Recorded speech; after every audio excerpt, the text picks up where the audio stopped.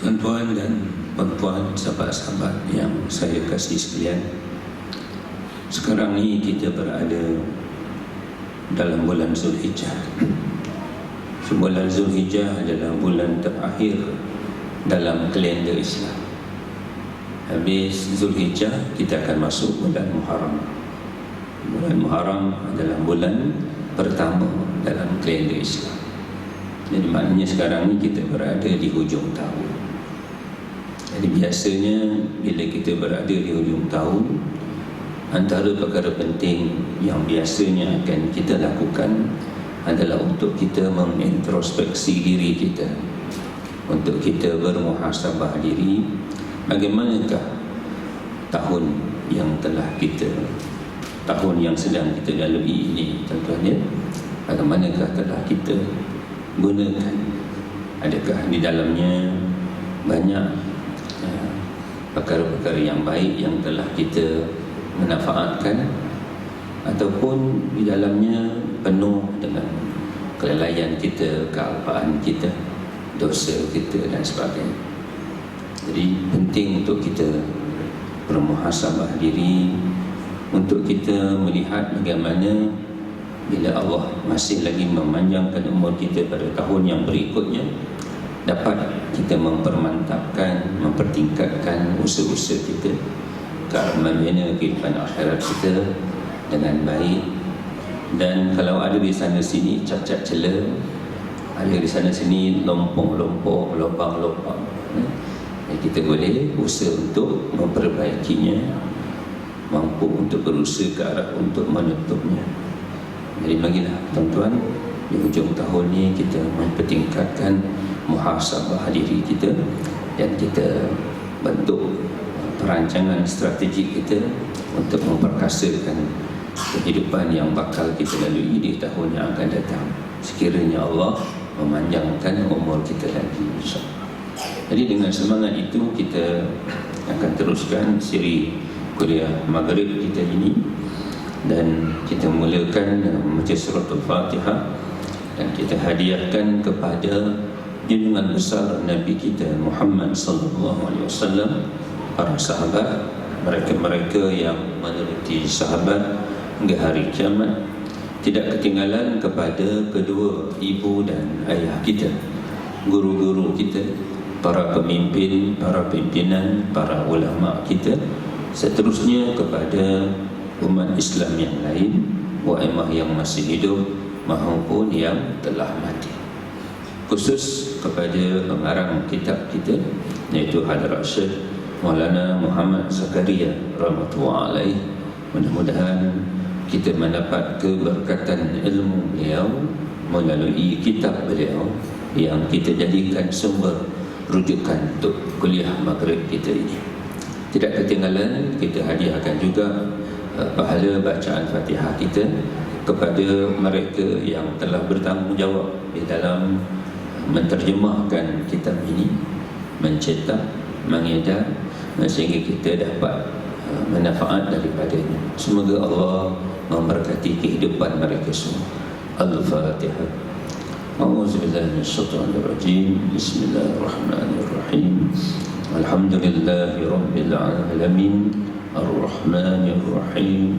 Maliki yaumiddin. Iyyaka na'budu wa iyyaka nasta'in. Ihdinas siratal mustaqim. Siratal ladzina an'amta 'alaihim ghairil maghdubi 'alaihim waladdallin. Amin. Baiklah tuan-tuan dan puan-puan, pada pertemuan kita yang lalu kita telah pun masuk kepada bab yang ke-6 ya.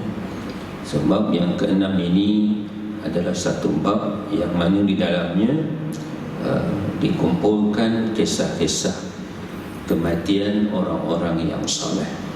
Jadi tajuk untuk bab ini, bab 6 ini pun adalah berbunyi kisah-kisah maut salafus salihin. Jadi kita telah lihat pada pertemuan kita yang lalu tentang bagaimana pertama sekali kita lihat bagi orang-orang saleh ini mati adalah sesuatu yang menggembirakan. mati adalah sesuatu yang menggembirakan. Mengapa? Kerana hakikatnya kita semua tidak boleh berpindah ke alam akhirat, tuan-tuan, kalau kita tidak masuk ke alam barzah dulu. Kita tak boleh masuk ke alam akhirat tanpa melalui alam barzah. Dan untuk kita boleh masuk ke alam barzah, maka pintunya adalah kematian. Pintunya adalah kematian. Jadi bagi orang-orang yang soleh, kematian itu sesuatu yang dirindui, sesuatu yang dinantikan. Kerana dengan mati, maka dia akan dapat masuk ke alam barzah, kemudian nanti akan ke alam akhirat. Dan kemuncak daripada perjalanan kita ini akhirnya adalah kita akan masuk syurga. Dan mudah-mudahan insya-Allah, amin ya rabbal alamin, dan akhirnya kita akan dapat bertemu dengan Allah SWT. Jadi mana mungkin kita nak bertemu dengan Allah kalau kita tak melalui kematian.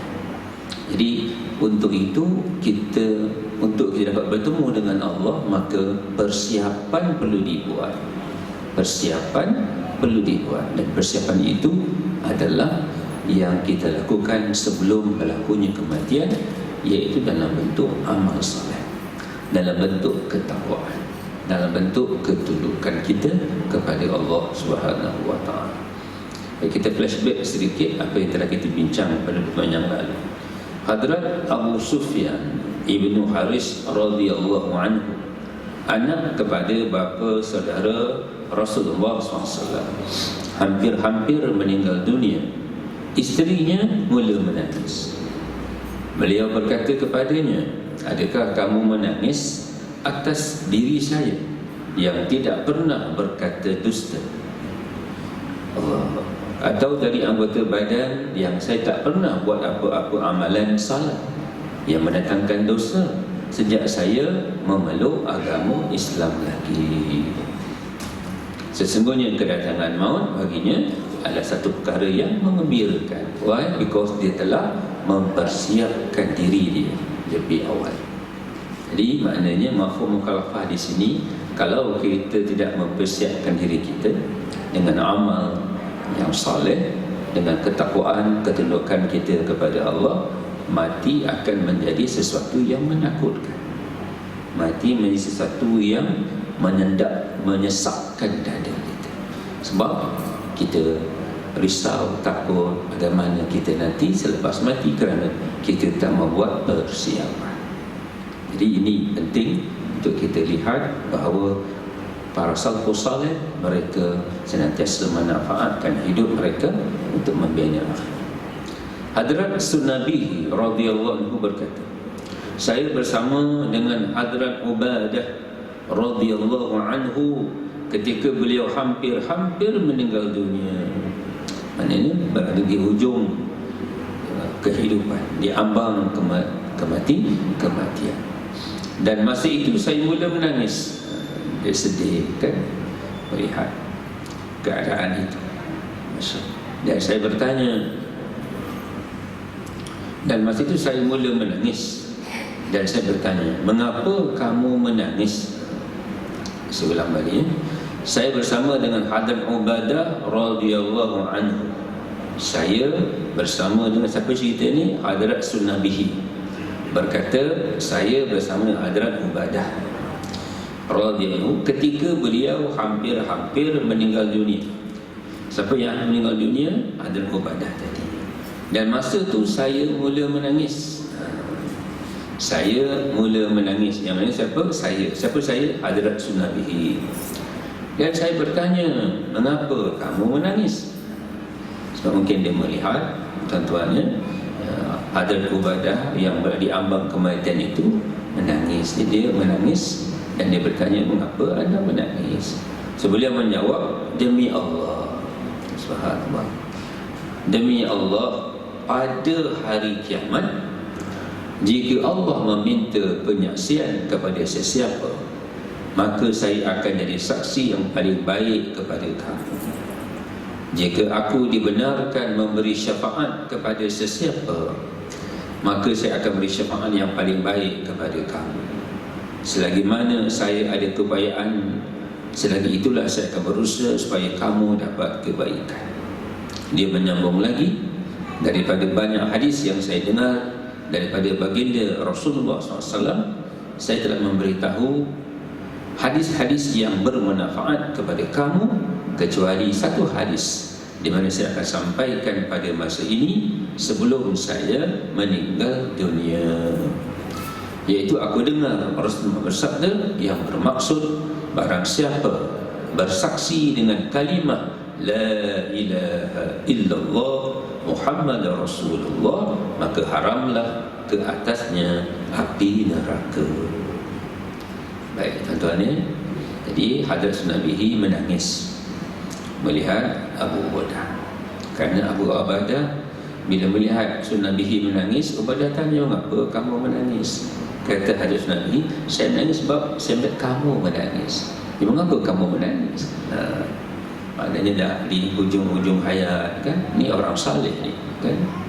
Ya, apa dia kata? Beliau menjawab, demi Allah pada hari kiamat. Maknanya dia bercakap tu dengan penuh confident tuan-tuan, tentang keselamatan diri dia di hari akhirat. Masya-Allah.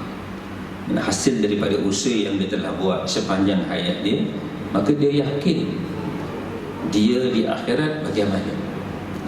Jadi dia melihat sahabat dia yang akan ditinggalkan, dia sedih kan. Dia sedih nak meninggal sahabat dia. Jadi sahabat dia bertanya, bila tanya mengapa kamu, bila sahabat dia tengok dia menangis, sahabat dia, mengapa kamu, dia tanya mengapa kamu menangis? Aku menangis sebab kamu menangis. Mengapa kamu menangis? Jadi dia menangis sebab apa? Dia kenangkan kawan dia, dan dia membuat satu pengakuan. Apa dia kata?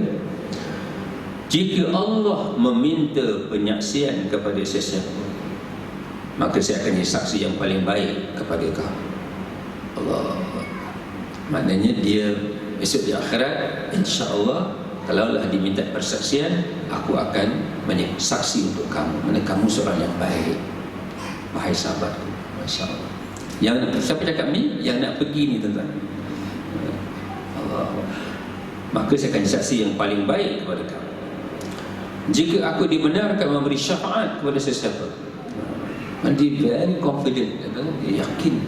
Maknanya kehidupan yang dia telah bina selama ini dengan ketaatan, ketakwaan kepada Allah, dengan amal dia, dia yakin kehidupan akhirat dia macam mana, sehingga dia yakin insya-Allah dia akan, kalaulah diberi peluang untuk beri syafaat, jika aku dibenarkan beri syafaat kepada siapa, maka saya akan beri syafaat yang paling baik kepada kamu, kepada sahabat dia tadi.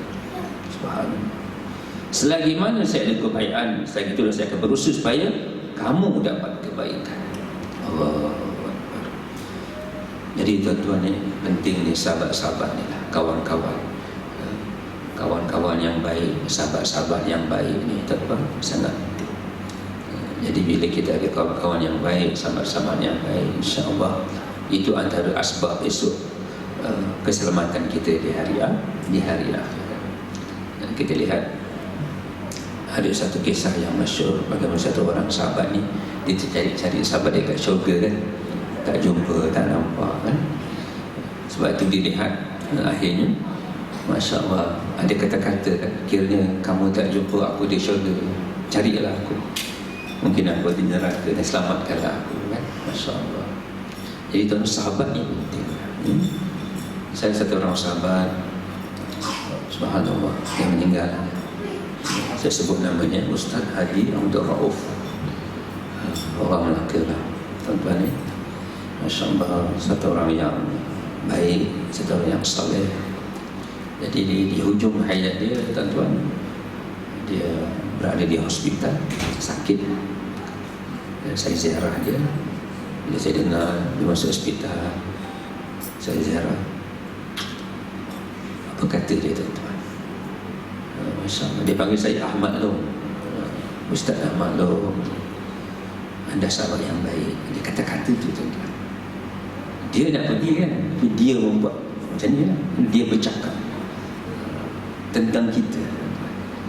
Maknanya dia beri semangat kat kita untuk teruskan kebaikan. Jadi tuan-tuan, penting kita menjadi sahabat yang baik. Sahabat yang baik ni senantiasa mendoakan sahabat, mendoakan sahabat. Jadi kita kena saling mendoakan antara kita, tuan-tuan. Subhanallah. Jadi dia memberi jaminan, dia menangis sebab akan meninggalkan sahabat dia, dan dia memberi jaminan insya-Allah di akhirat nanti dia akan menjadi pembantu yang baik sekali Allah izinkan untuk sahabatnya nanti. Dia menyambung lagi, daripada banyak hadis yang saya dengar daripada baginda Rasulullah SAW, saya telah memberitahu hadis-hadis yang bermanfaat kepada kamu. Di sepanjang persahabatan, perkenalan, perhubungan, dia banyak menyampaikan hadis-hadis Nabi kepada sahabatnya tadi.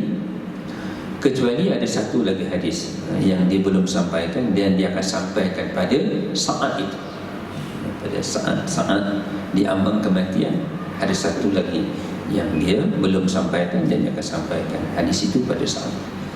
Apa hadisnya? Aku dengar Rasulullah bersabda, barang siapa bersaksi dengan kalimah la ilaha illallah Muhammadur Rasulullah, maka haramlah ke atasnya api neraka. Allah Akbar. Tuan-tuan, kalimah ini kalimah yang sangat penting. Sebab itu Nabi juga bersabda, barang siapa yang mengucapkan la ilaha illallah di akhir kalam, insya-Allah syurga. Tuan-tuan, ni baru-baru ni kita lihat dalam viral di YouTube, satu orang yang menghina Allah, menghina Nabi, menghina orang Islam. Dan kita lihat dia cabar, kan? Dan kita dalam masa yang singkat dia telah dipukul, kan? Berdarah muka dia dan sebagainya. Cuma tadi saya terlihat, bila saya terpandang satu YouTube pengakuan dia, kalau tuan-tuan perasan, dia buat satu pengakuan, dan daripada pengakuan itu maknanya dia seolah-olah mengatakan dia itu tak Islam, kan? Ini sedih kita ni. Kita lihat di akhir zaman ni, tuan-tuan, kita lihat perkara-perkara yang ini berlaku di kalangan umat Islam dalam konteks negara kita. Belum lagi habis cerita anak gadis kita, anak kita lah, ya? Yang buka tudung, buka baju kurung, tinggalkan pakaian yang menunjukkan aurat, ya? Ini semua kita perlu lihat dengan perasaan bagaimana, tuan-tuan. Kita kena kesian dengan mereka, kesian. Kita kena kesian, ya. Kalaulah mereka mati dalam itu, mati dalam kemurkaan Allah SWT. Jadi balik pada hadis Nabi, kata Nabi, man ra'a minkum munkaran. Bila kita lihat benda yang mungkar ni, pertama, tuan-tuan, kalau kita ada kuasa, gunakan kuasa. Fa'il mustati', kalau kita tak mampu, kalau tidak boleh guna kuasa, biyadih, tak mampu dengan kuasa, bilisan, dengan lidah, hanya dengan nasihat. Jadi yang ada kuasa, jakim, jais dan sebagainya, kena ambil perhatianlah perkara ini untuk dilihat sesuatu, tuan-tuan. Ini sebenarnya kita lihat ini adalah indikator, tanda-tanda, simptom-simptom yang perlu dirawat dengan segera sebelum dia menjadi kanser parah kepada umat ini, kan? Dan dia dah mula tercetus ni, jadi kita kena cepat-cepat menjaganya lah, sebelum dia marak, menjangkit kepada masyarakat umat Islam yang lain. Yang kedua, kalau kita mampu, bilisan, dengan lidah, dengan nasihat, dengan teguran yang baik. Fa'il yastati', kalau tak mampu, biqalbi, dengan hati. So, maksud dengan hati di sini sebenarnya kita kena ada perasaan hati ni, maknanya kita kena kesian dekat dia. Kita benci bukan orangnya, kita benci perbuatannya, tetapi orangnya kita kena sayang, orangnya kita kena kesian, sebab dia juga umat Muhammad SAW. Jadi kita yang Allah beri hidayah kena melihat dalam keadaan dia, Masya Allah. Sebab itu penting kita doa, ya muqallibal qulub sabit qalbi ala dinik ni, tuan-tuan. Sebab hidayah ni, tuan-tuan, kita tak tahu. Jadi minta Allah kekalkan kita dalam hidayah. Wahai Tuhan yang membolak-balikkan hati, kita minta Allah tetapkan hati kita dalam agama ini. InsyaAllah. Sebab itu ada hadis Nabi, satu orang yang taat daripada awal kehidupan dia sehingga dia dengan syurga tinggal beberapa langkah je lagi, tapi di akhir hayatnya dia berubah kan,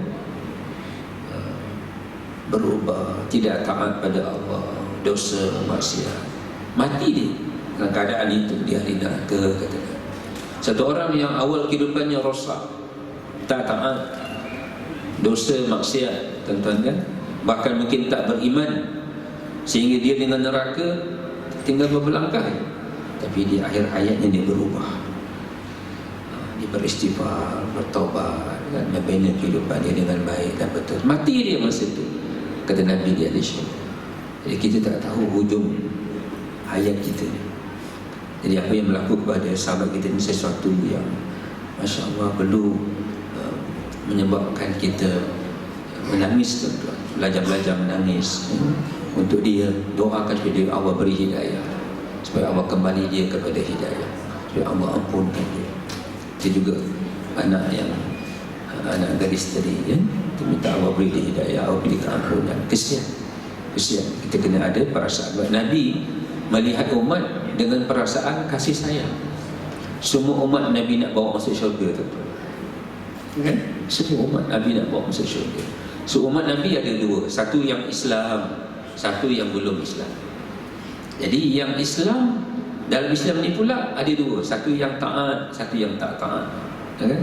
Jadi yang tak taat ini perlu kita kasihani, perlu kita sayangi, yang jauh daripada agama, yang tidak menjaga perintah-perintah Allah. Maka kita yang dah beri hidayah kena lihat bagaimana mereka yang Islam tapi lumpur dalam taat dapat diajar dengan penuh kasih. Yang kedua yang belum Islam, mereka lahir sebagai Kristian, mereka lahir sebagai Buddha, mereka lahir sebagai Hindu, mereka sebagai Yahudi, tuan-tuan, Nasrani, Masya Allah. Kita kena pandang dengan kasih sayang, kena pandang dengan kasih sayang. Macam dia juga umat Nabi, tuan-tuan. Jadi kalau kita tak mampu nak direct bertemu dengan mereka, yang paling kurang kita kena doa untuk mereka. Sebab yang free thinker, yang tak ada mahu pegang, yang tidak mahu ada pegangan pada apa-apa agama. Kalau kita tengok kata sahabat kita ni tadi, tuan-tuan, Allah ampuni dia, Allah hidayah, cara dia cakap tu maknanya dia tidak percaya pada agama-agama apa pun dah. Kesian. Jadi ini satu suasana yang perlu kita lihat. Lagi ni kita lihat kita duduk bergaduh pasal kunut, pasal yasin tak yasin, kunut tak kunut, tuan-tuan, masalah-masalah yang forum kita bergaduh, berjidal, berdebat. Umat mati tanpa iman, umat mati tanpa Islam, umat mati tanpa amal, tuan-tuan. Sebab itu kita kena lihat suasana ini sebagai pengajaran kepada kita, sebagai iktibar kepada kita. Cukup-cukuplah, tuan-tuan, kita bergaduh sesama kita pasal benda-benda yang buruk, yang ranting, yang bukan menjadi asas pun sebenarnya. Kita kena lihat fokus kepada kerja kita sebagai orang Islam untuk sambung fikir Nabi, risau Nabi. Apakah fikir Nabi, risau Nabi, bagaimana seluruh umat manusia ini dapat selamat di dunia dan juga di kubur, mahsyar dan sirat, yang boleh masuk syurga Allah. Dan keselamatan itu hanya ada dalam Islam, dalam Islam. Allah. Sebab itu, tuan-tuan, bila Nabi mengingatkan kita, di kalangan kita umat Islam akan terpecah kepada berapa golongan? 73.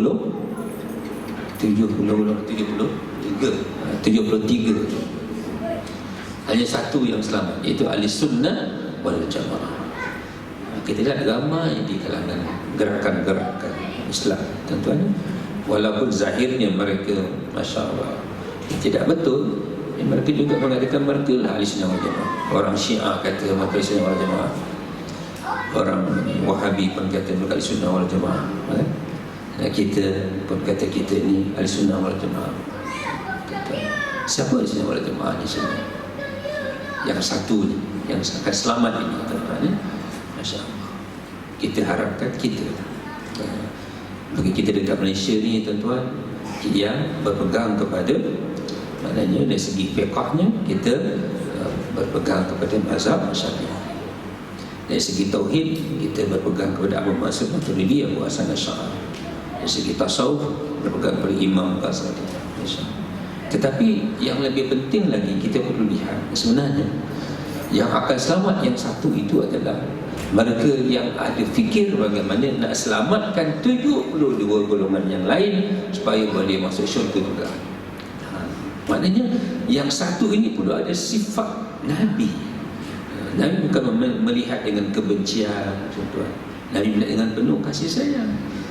Kalau kita yang dah kata kita rasa kita ni betul, tuan-tuan ni, kita kena melihat Syiah dengan kasih sayang, kesian, simpati, doakan mereka yang Wahabi, mereka yang apa lagi yang terkeluar dengan berbagai ajaran sesat, kamar sesat dan sebagainya. Subhanallah, kita kena ada perasaan simpati, kena ada wujudan perasaan sayang yang mendalam, kesian, tuan. Kalau mereka mati keadaan begitu, subhanallah, bagaimana besok di akhirat. Jadi ini penting, ini asas. Maknanya yang satu yang akan selamat ini adalah mereka yang ada fikir Nabi, ada risaulah. Besok kita lihat di akhirat, Nabi akan tunggu umatnya di mana? Di Telaga Kausar, kan? Satu saf demi saf akan datang, Nabi akan beri minum air daripada Telaga Kausar. Tetapi nanti ada satu kelompok daripada umat ini, bila cuba menghampiri akan dihalau oleh malaikat untuk dapat minum tadi, dihalau. Ini Nabi kata, mengapa kamu halau? Ini umat aku juga. Betul. Tapi suatu mereka hidup, ya, mereka suatu umat ni jauh daripada agama, tidak ada kekerutan pada dahinya tentang umat. Dia beramal seolah-olah dia dah masuk syurga, seolah dia saja dah masuk syurga. Orang lain yang tak Islam, orang lain yang tak soleh, orang lain yang tak jaga salat, orang lain yang tak taat, orang lain yang tak bina akhirat, dia tak kisah. Sebab Nabi dihantar untuk umat, untuk umat. Nabi kita Nabi terakhir dari umatnya, seluruh manusia yang Islam juga yang belum Islam. Dan kitalah sebagai penerus kepada perjuangan Nabi. Sebab itu Allah isytiharkan dalam Quran, kuntum khairah ummah, you are the best ummah. Kita ni umat yang terbaik. Terbaiknya kita bukan dibandingkan dengan orang-orang kafir, dengan Acong, dengan Robert, dengan Ramasami. Bukan. Terbaiknya kita dibandingkan dengan seluruh umat-umat Rasul terdahulu yang juga beriman, mengikut apa yang disampaikan oleh Rasul-Rasul itu. Mereka juga Islam, seluruh Rasul bawa Islam, cuma syariat berbeza mengikut zaman itu. Jadi kita adalah umat terbaik dibandingkan dengan umat-umat Rasul terdahulu yang juga beriman macam kita. Allah. Sehingga besok di padang mahsyar, besok di hari akhirat, Allah haramkan umat terdahulu untuk masuk syurga sebelum umat Muhammad masuk syurga. Allah.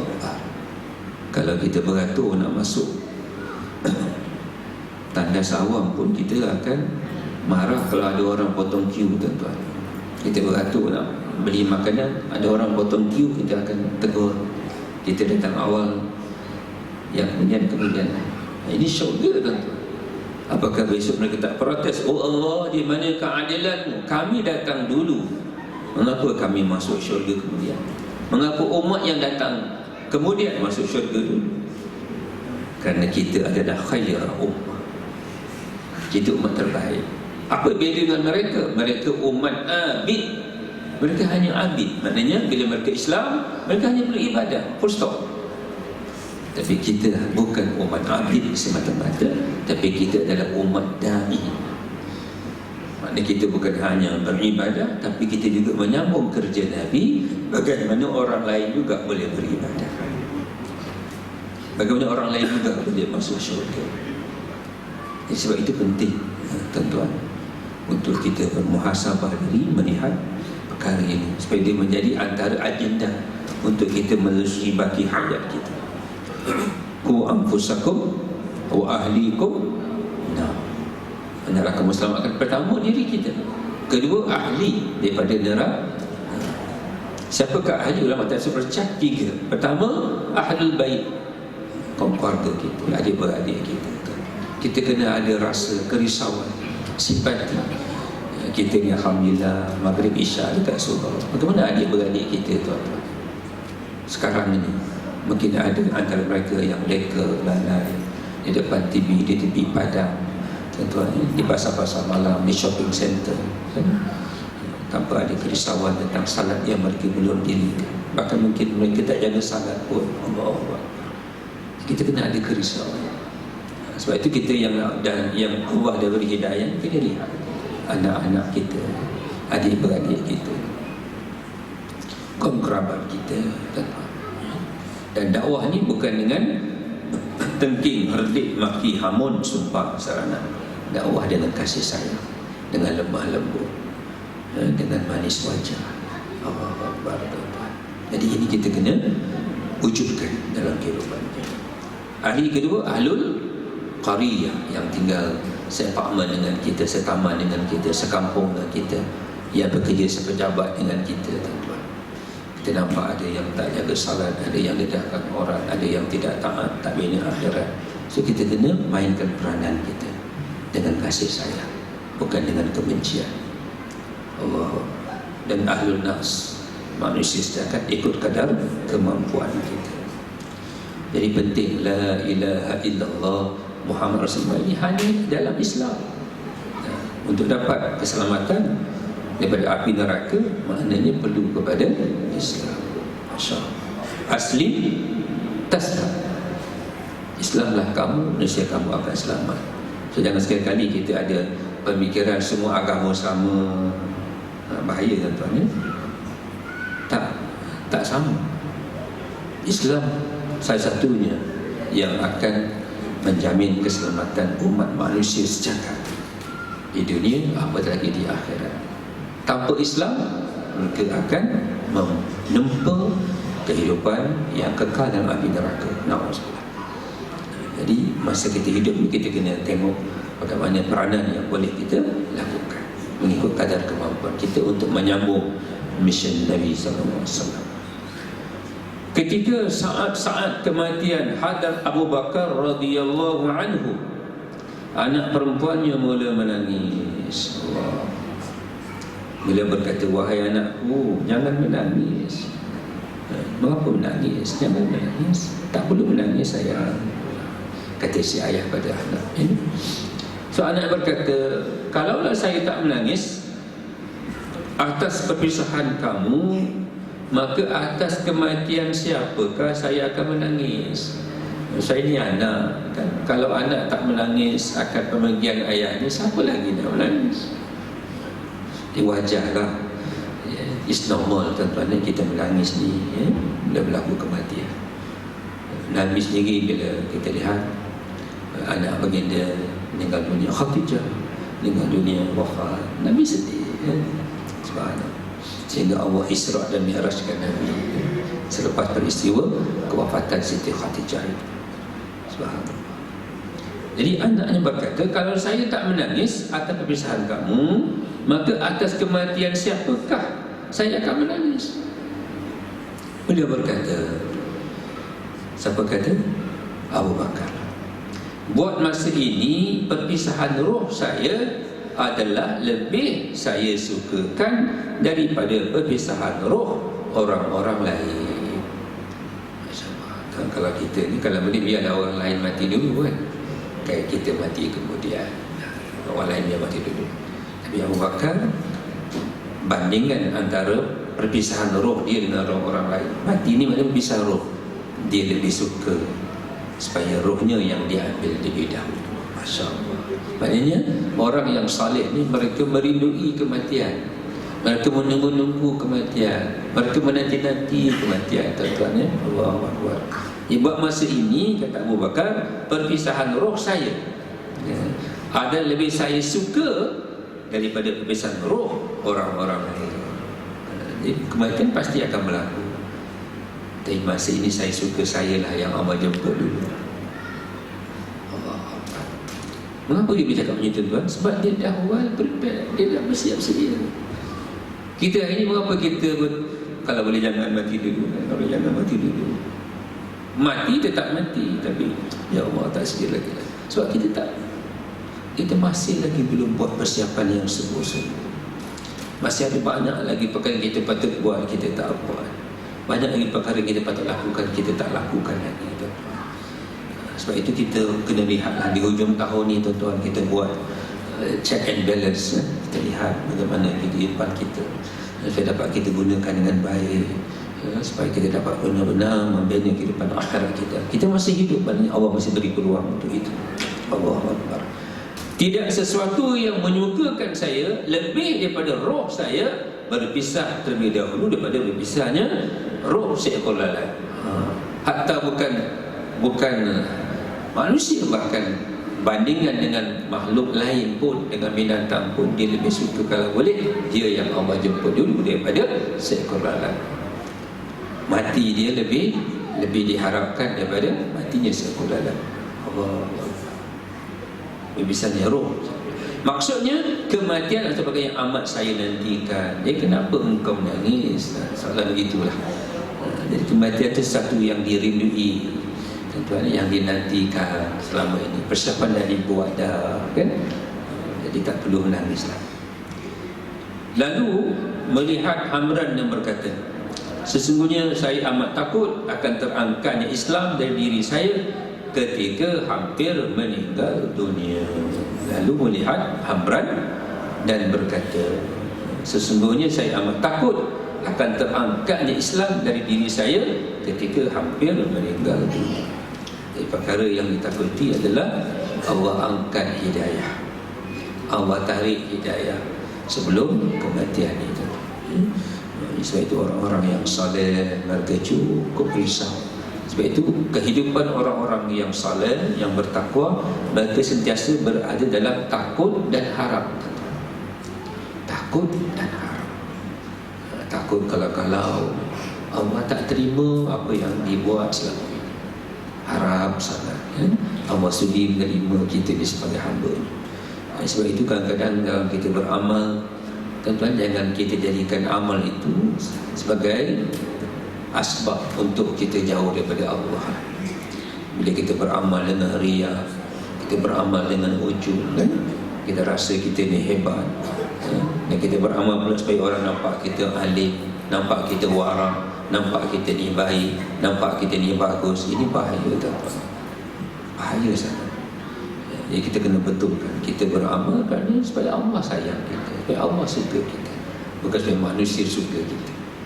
Bila ada lintasan tu, kita kena delete, kan? Kita kena betulkan. Syaitan laknatullah alaih, peringkat pertama dia akan usul supaya kita ni tak beramal, supaya kita tak taat. Tapi bila kita beramal, kita taat, dia rosakkan amal kita, dia rosakkan ketaatan kita dengan riya, dengan ujub, dengan sum'ah, dengan rasa hebat diri, bagus diri. Ini penyakit. Jadi kita kena senantiasa menjaga hati kita. InsyaAllah 2 minit. Subhanallah. Baik. Semasa saat kematian, Hadrat Sa'ad ibnu Abi Waqqas radhiyallahu anhu, beliau berkata, bawalah jubah buluku kemari. Siapa ni, tuan-tuan? Saat kematian Hadrat Sa'ad ibnu Abi Waqqas. Dia berkata, bawalah jubah buluku kemari. Kemudian jubah yang dimaksudkannya dibawa kepadanya, dan didapati ianya dalam keadaan lama dan sudah lusuh.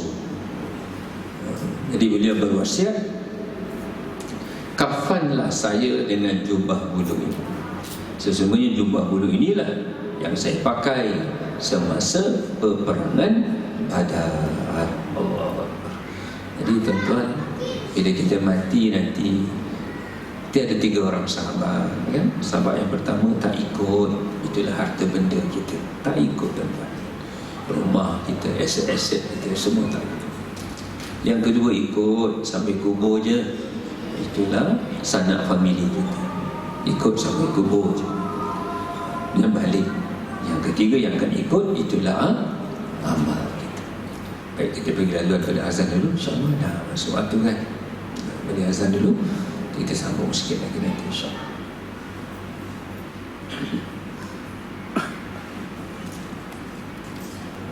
Jadi tuan-tuan dan puan ni, kita lihat para salafus salih ni, mengapa mereka begitu tenang dengan kematian. Bahkan mereka gembira, seronok menerima saat kematian, kerana mereka telah membuat persiapan.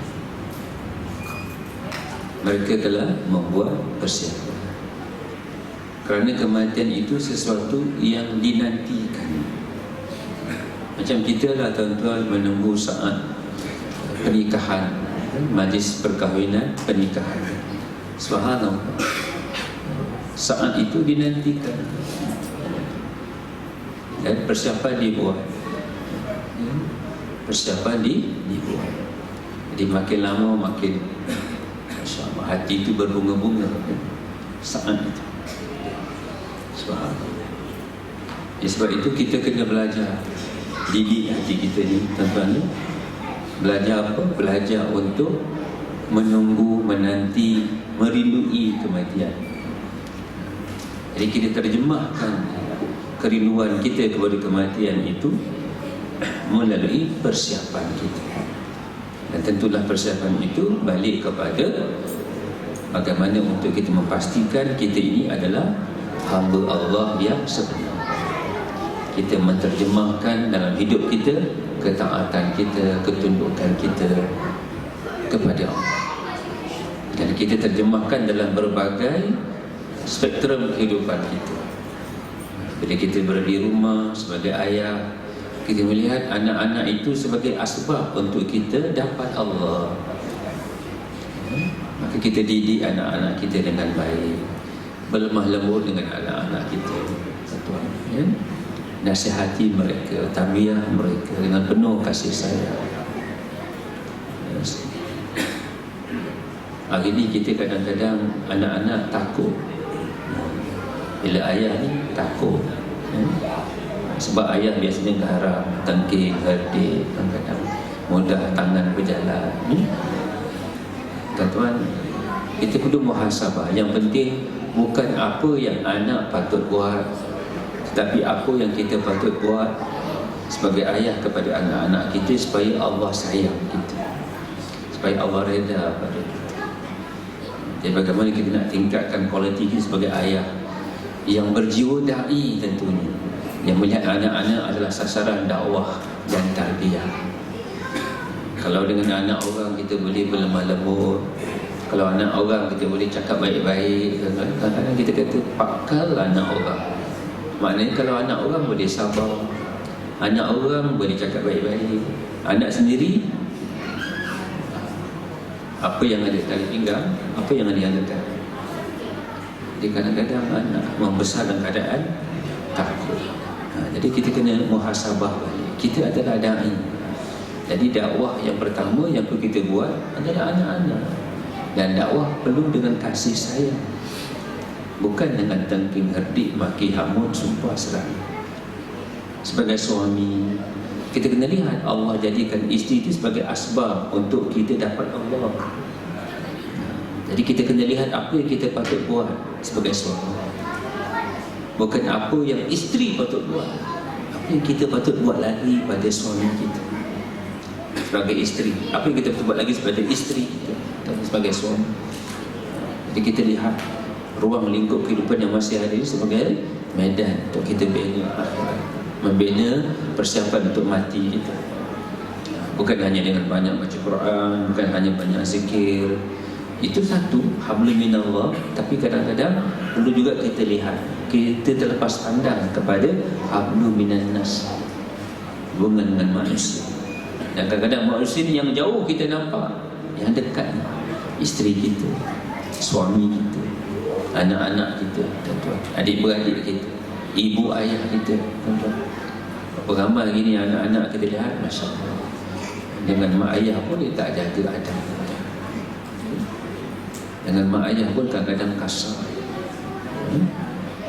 Ya, marilah sama-sama tuan-tuan, di hujung tahun ni kita bermuhasabah diri, ya, belajar-belajar untuk menunggu kematian, belajar-belajar untuk merindui kematian, dengan mempersiapkan diri kita menjadi hamba Allah yang sebenar.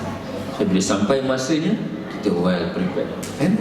Kita bersedia untuk dipanggil pulang oleh Allah SWT. Sekiranya demikian untuk malam ni, tuan-tuan, mudah-mudahan ada manfaatnya. Saya mohon maaf kalau salah silap kasar bahasa. Semoga kita jumpa lagi, insya-Allah. Kalau tak sempat jumpa di dunia, mudah-mudahan kita jumpa di syurga nanti, insya-Allah. Baik, kalau ada satu dua soalan kita raikan, kalau ada, tuan-tuan. A'udzubillahi minasyaitonirrajim. Bismillahirrahmanirrahim. Alhamdulillahirabbil alamin. Wassalatu wassalamu ala asyrafil anbiya'i wal mursalin wa ala alihi wa ashabihi ajma'in. Allahumma aghnina bil ilmi, ya Allah, kayakanlah kami dengan ilmu, wa zayyinna bil ilmi, hiasilah kami dengan adab dan pekerti yang baik, wa akrimna bit taqwa, muliakanlah kami dengan takwa, wa jamilna bil afiyah, cantikkanlah kami dengan kesihatan yang baik. Allahumma ighfir lana, ya Allah, ampunilah dosa kami, wa li abaina, dosa ayah kami, wa li ummahatina, dosa ibu kami, wa li muslimin wal muslimat, dan dosa seluruh umat Islam yang lain. Rabbana atina fid dunya hasanah, ya Allah, kurniakanlah kepada kami kehidupan yang baik di dunia ini, kehidupan yang dengannya kami bertambah dekat denganmu, bukan bertambah jauh daripadamu. Wa fil akhirati hasanah, dan kehidupan yang baik di akhirat nanti. Wa qina azaban nar, dan jauhilah kami daripada azab api neraka-Mu yang pedih itu. Rabbana taqabbal minna du'aana, innaka antas samiul alim. Walhamdulillahi rabbil alamin. Sekian, wabillahi taufiq wal hidayah. Assalamualaikum warahmatullahi wabarakatuh. Tutup dengan tasbih kifarah dan surah Al-Asr.